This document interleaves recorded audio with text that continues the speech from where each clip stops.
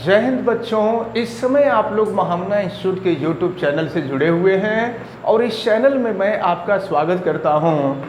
आज हम लोग क्लास 11th भौतिक विज्ञान यानी फिजिक्स का सेकंड चैप्टर मात्रक एवं बीमा पढ़ रहे हैं।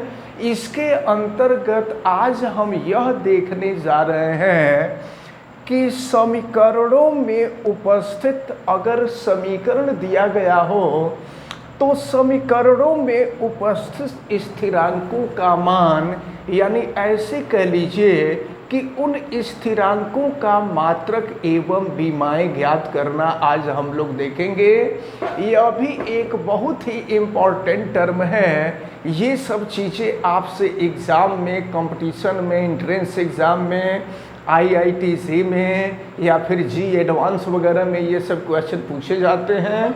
इन सबको बहुत अच्छी तरह से तैयार करना होगा आपको। लेकिन इन क्वेश्चन को हम बताना शुरू करने इसके पहले मैं आपको बता दूं कि अगर आप चैनल पे नए हैं तो चैनल को सब्सक्राइब कर लीजिए और चैनल सब्सक्राइब करने के लिए यूट्यूब पर जा कर के महामना इंस्टीट्यूट सर्च कीजिए और रेड कलर के सब्सक्राइब वाले बटन को आप क्लिक कर दीजिए। अगर किसी प्रकार की कोई दिक्कत समझ में आती है तो आप हमें कमेंट करके बतावें भी। आप वीडियो को लाइक करें और वीडियो को मैक्सिमम स्टूडेंट तक आप शेयर करें। बेल आइकन को भी प्रेस करें ताकि पढ़ने वाले प्रतिदिन के वीडियो की सूचना आप तक पहुंचती रहे। तो चलिए मैं शुरू करता हूं। समीकरण में उपस्थित स्थिरांकों के मात्रक एवं बीमा ज्ञात करना, जिसको आज हम आपको बताने जा रहे हैं। इसके लिए हम एक प्रश्न का उदाहरण लेंगे और प्रश्न है किसी कण की स्थिति यक्ष किसी कण की स्थिति है, समय t पर समीकरण x is equal to AT plus BT square के अनुसार निर्भर करती है।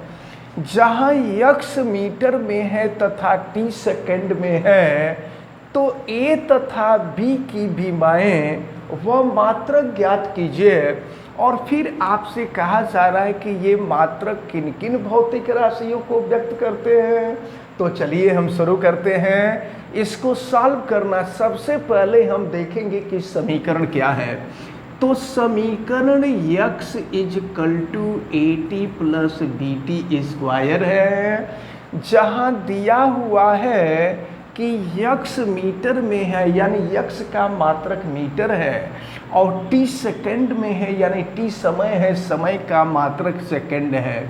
तो देखें t समय है और यक्स स्थिति है यानी चली गई दूरी है या विस्थापन है और a तथा b स्थिरांक हैं। इन स्थिरांकों का मात्रक एवं बीमा ज्ञात करना। एक बात हम आपको बता दें कि देखिए यहाँ पर AT है और यहाँ BT स्क्वायर है, बीच में प्लस है मतलब दोनों को जोड़ा गया है। तो दोनों का जो योग है वो यक्स के इक्वल है और x का मात्रक आपने देखा है, यक्स का मात्रक मीटर दिया है। तो एक बात मैं आपको बता दूं कि अगर कई राशियों को आपस में जोड़ा गया है ना, तो अगर कई राशियों को आपस में जोड़ा गया है या घटाया गया है तो ऐसा तभी संभव होता है जब उनके मात्रक एवं बीमाएं समान होते हैं। तो इसका मतलब ये हुआ कि जो मात्रक यक्स का होगा वही मात्रक AT का होगा और जो मात्रक यक्स का होगा वही मात्रक BT स्क्वायर का होगा। और अगर मात्रक सेम होगा तो बीमा भी सेम होगा। तो फिर यहाँ से हम सॉल्व करेंगे, लिखेंगे यक्स का मात्रक और ये बराबर हो जाएगा AT का मात्रक। तो A और T का गुणा है, यहाँ लिख सकते हैं AT का मात्रक। और फिर देखिए इसको क्या लिख सकते हैं, यक्स का मात्रक बराबर हो जाएगा, यहाँ लिख सकते हैं AT का मात्रक। इसको हम चाहें तो सेपरेट करके लिख सकते हैं और यहाँ लिख सकते हैं A का मात्रक और इनटू हो जाएगा t का मात्रक। याद रखे रहिए आपको A का ही मात्रक एवं बीमा ज्ञात करना है। तो अब हम A का मात्रक ज्ञात करने जा रहे हैं तो a का मात्रक बराबर x का मात्रक बटा में t का मात्रक। तो ये हो गया x का मात्रक। आप देखें a का मात्रक निकाल रहे हैं तो x का मात्रक और ये अपान हो जाएगा, बटा में हो जाएगा। तो ये x का मात्रक अपान हो जाएगा t का मात्रक। ज़रा देखिए ना, x का मात्रक क्या दिया हुआ है, x का मात्रक मीटर दिया हुआ है और t का मात्रक सेकंड दिया हुआ है। तो a का मात्रक निकल गया मीटर प्रति सेकंड, और मीटर प्रति सेकंड किसका मात्रक होता है, चाल का मात्रक होता है। तो आपसे यही कह रहा था कि ये मात्रक किन किन भौतिक राशियों को व्यक्त करते हैं। तो a का मात्रक मीटर प्रति सेकंड है और मीटर प्रति सेकंड वेग या चाल का मात्रक होता है। तो यहाँ से हम कह देंगे कि यह चाल को निरूपित करता है।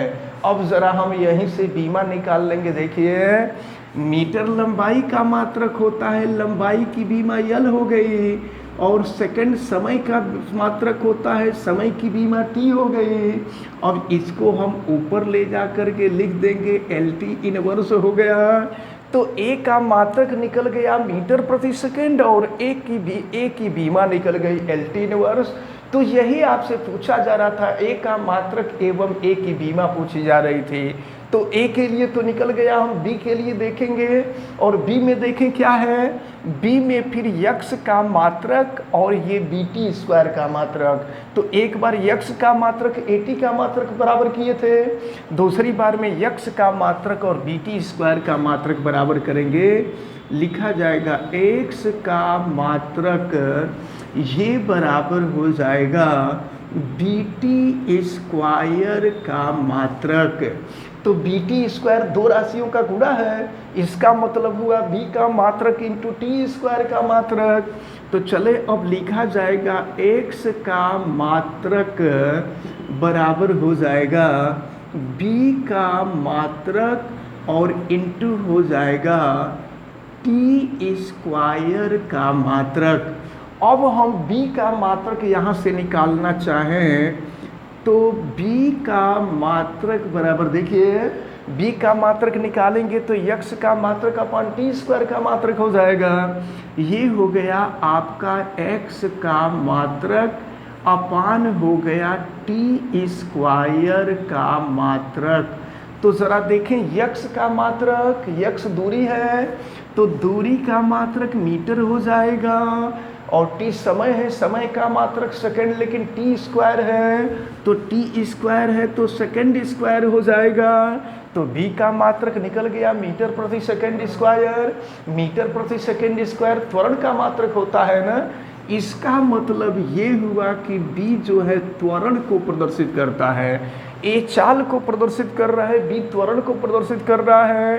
अब हम यहाँ से इसकी बीमा भी निकाल सकते हैं। तो यम मीटर लंबाई की बीमा यल होती है, और यस सेकंड है, सेकंड समय होता है, और समय की बीमा t होती है तो सेकंड का स्क्वायर है तो t स्क्वायर हो जाएगा। और फिर ये हो गया यल, t स्क्वायर को ऊपर लेके चले जाएंगे तो t का पावर -2 हो जाएगा। तो आपने देखा b का मात्रक मीटर पर सेकंड स्क्वायर और b की बीमा LT-2 हुई।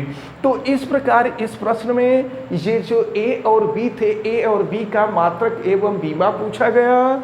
तो a का मात्रक हम लोगों ने मीटर पर सेकंड देखा, बीमा LT इनवर्स, और यह चाल को प्रदर्शित करता है। फिर b का मात्रक मीटर पर सेकंड स्क्वायर, बीमा LT-2, और यह त्वरण को प्रदर्शित करता है। तो हमें उम्मीद है कि यह इम्पॉर्टेंट क्वेश्चन जो IIT JEE नीट, ठीक ना, इन सब में क्वेश्चन पूछा जाता है, ये क्वेश्चन आपको अच्छी तरह से समझ में आ गया होगा। अब इसके बाद हम लोग नेक्स्ट क्वेश्चन को देखेंगे।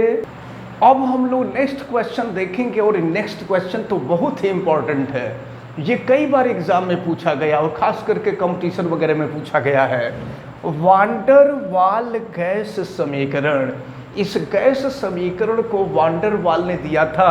इस गैस समीकरण को आप लोग आगे जब बढ़ेंगे तो फिजिक्स में भी पढ़ेंगे और केमिस्ट्री में भी पढ़ेंगे। तो वांडर वाल गैस समीकरण P प्लस ए अपान भी स्क्वायर भी minus b is equal to r t में स्थिरांकों ए और बी के मात्रक एवं विमाएँ ज्ञात करना है। तो देखें, अभी हमने आपको बताया कि दो राशियों को हम आपस में जोड़ अथवा घटा तभी सकते हैं जब दोनों राशियों के मात्रक एवं विमाएँ समान हों। तो अब यहाँ आप देख रहे हैं, मैं समीकरण लिख रहा हूँ और हल करने जा रहा हूँ। P प्लस ए अपान भी स्क्वायर, ध्यान दीजिएगा, P में a अपान भी स्क्वायर जोड़ा गया है, तो दो राशियों को आपस में जोड़ा गया है और दो राशियों को हम आपस में तभी जोड़ सकते हैं जब इनके मात्रक एवं विमाएँ समान हो। इसका मतलब ये हुआ कि जो मात्रक p का होगा वही मात्रक a अपान भी स्क्वायर का होगा, क्योंकि p में ही a अपान भी स्क्वायर को जोड़ा गया है। तो अब यहाँ हम लिखेंगे p का मात्रक बराबर a बटा भी स्क्वायर का मात्रक a अपान भी स्क्वायर का मात्रक। अगर इसको हम थोड़ा सा सही तरीके से लिखें तो ये हो जाएगा आपका p का मात्रक बराबर, देखें a का मात्रक ऊपर लिख देते हैं, भी स्क्वायर का मात्रक नीचे लिख देते हैं, तो ये हो जाएगा a का मात्रक और ये बटा में हो जाएगा भी स्क्वायर का मात्रक। तो चले a का मात्रक ज्ञात करना, हम तिर्यक गुणा कर देंगे, तो अब हो जाएगा a का मात्रक बराबर इसका गुणा हो जाएगा, तो p का मात्रक और इंटू हो जाएगा भी स्क्वायर का मात्रक। और फिर देखें, अब हम a का मात्रक निकालने जा रहे हैं, तो अब हम दाब का मात्रक निकालेंगे। तो दाब का मात्रक क्या था?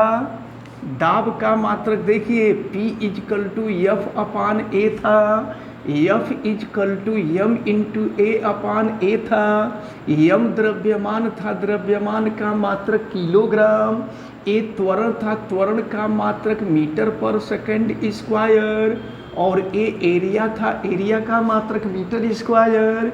तो मीटर से ये स्क्वायर कैंसिल हो गया, यानी दाब का मात्रक किलोग्राम प्रति मीटर सेकंड स्क्वायर होता है। ठीक है, ये हम आपको पहले भी बता चुके हैं।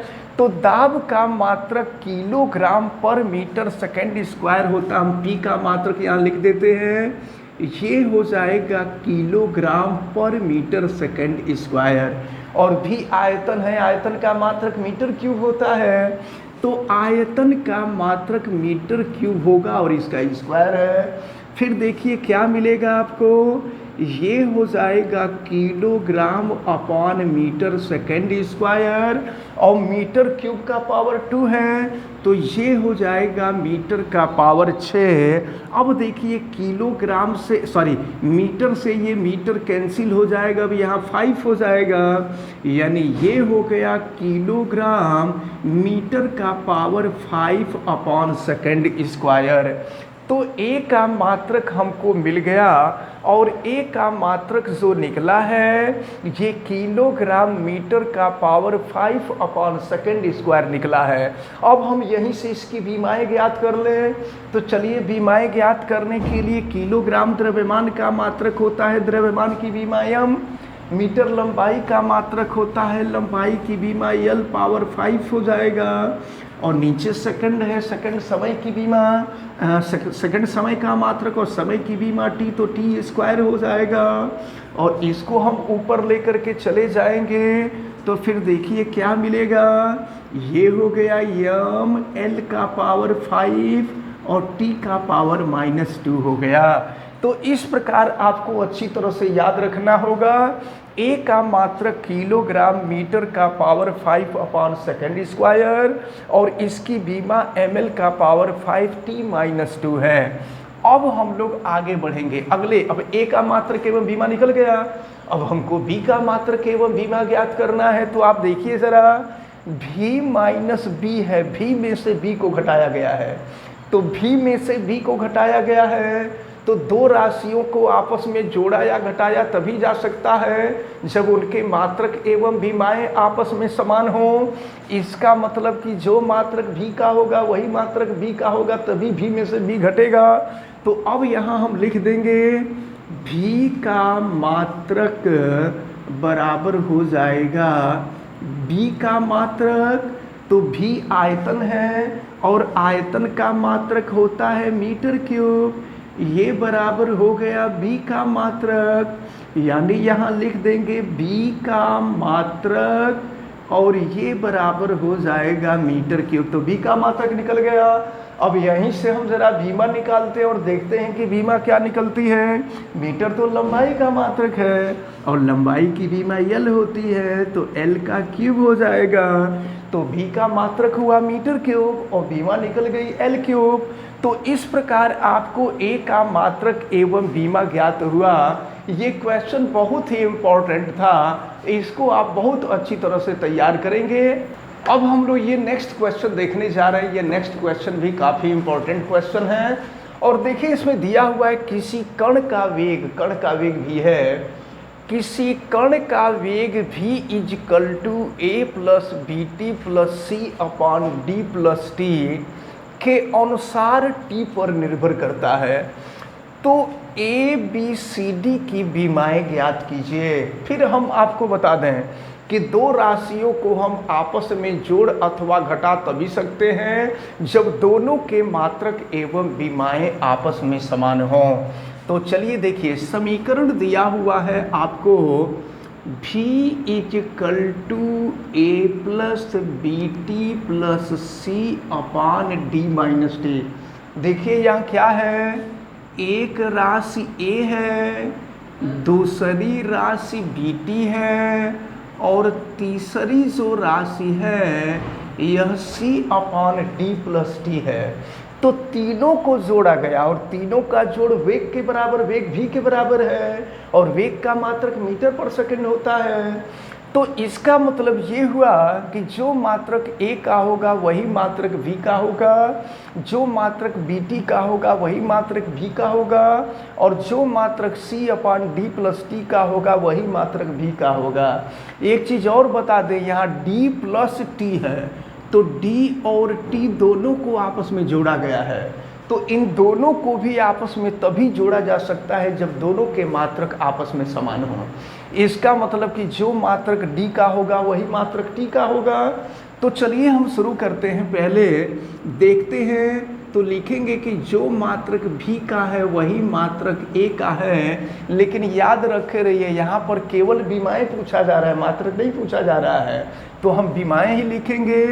तो लिख दिया जाएगा v की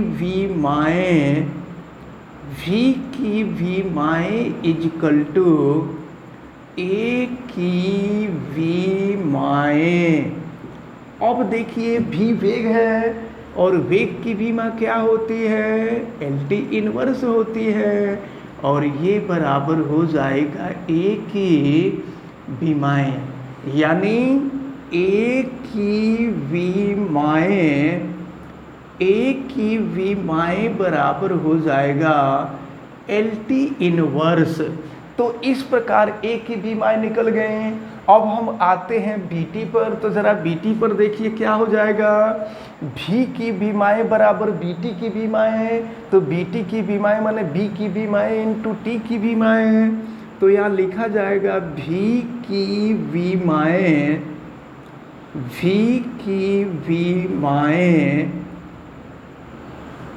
इजकल टू हो जाएगा BT की भीमाएं। इनको अलग अलग हम लिख लेते हैं।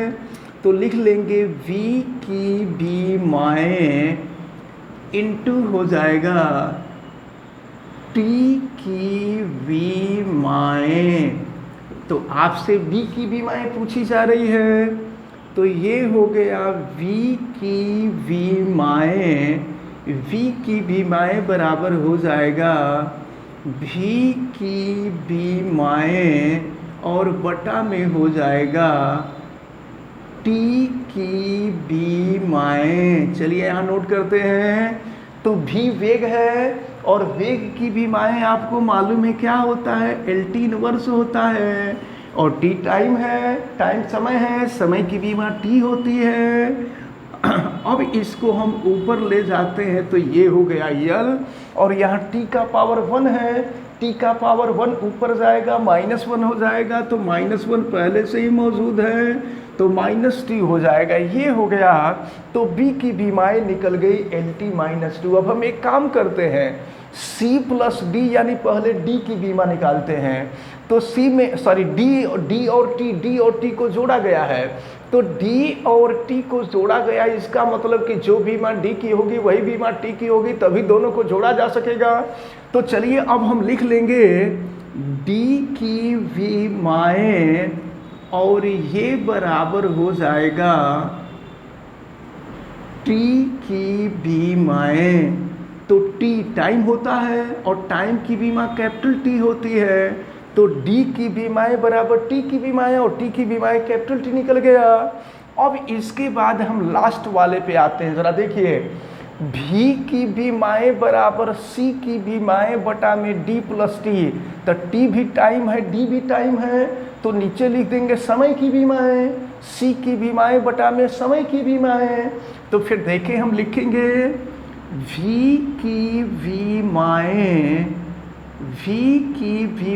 बराबर C की बीमाएँ अपान हो जाएगा, T भी टाइम है, D भी टाइम है, तो यहाँ लिख देंगे समय की बीमाएँ, या T की बीमाएँ लिख देंगे, T की बीमाएँ। तो देखिए आपको C की बीमाएँ निकालनी है, तो C की बीमाएँ निकालने के लिए इसका 3 गुणा हो जाएगा, तो फिर ये हो जाएगा आपका C की बीमाएँ =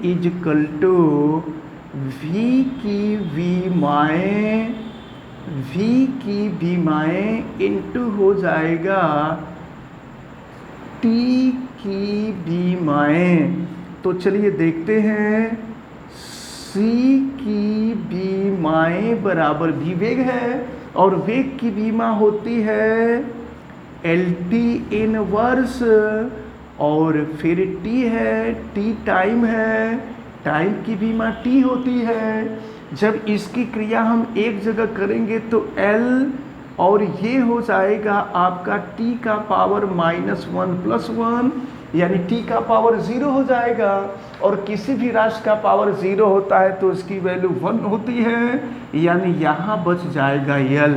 तो इस प्रकार आपने देखा कि ये तो दिया गया समीकरण था, इस दिए गए समीकरण में A की बीमाएँ निकला LT−1, B की बीमाएँ निकला LT-2, C की बीमाएँ निकला L, और D की बीमाएँ निकला T। हमें उम्मीद है कि आज जितने भी क्वेश्चन आपको बताए गए हैं, ये सभी क्वेश्चन बहुत अच्छी तरह से समझ में आए होंगे, क्योंकि ये बहुत इम्पॉर्टेंट क्वेश्चन हैं, और हमारे द्वारा बताने का जो तरीका होता है बच्चों को बहुत पसंद आता है। आप सबको अच्छी तरह से समझ में आ रहा होगा। अगर किसी प्रकार की कोई दिक्कत समझ में आती है तो आप हमें कमेंट करके ज़रूर बताइएगा। वीडियो को आप लाइक भी कीजिएगा, और वीडियो मैक्सिमम स्टूडेंट तक आप शेयर कीजिएगा, ताकि मैक्सिमम स्टूडेंट इस इम्पॉर्टेंट टर्म को अच्छी तरह से समझ सकें। आप बेल आइकन को भी प्रेस कीजिएगा। आप सभी लोगों का बहुत बहुत धन्यवाद। जय हिंद।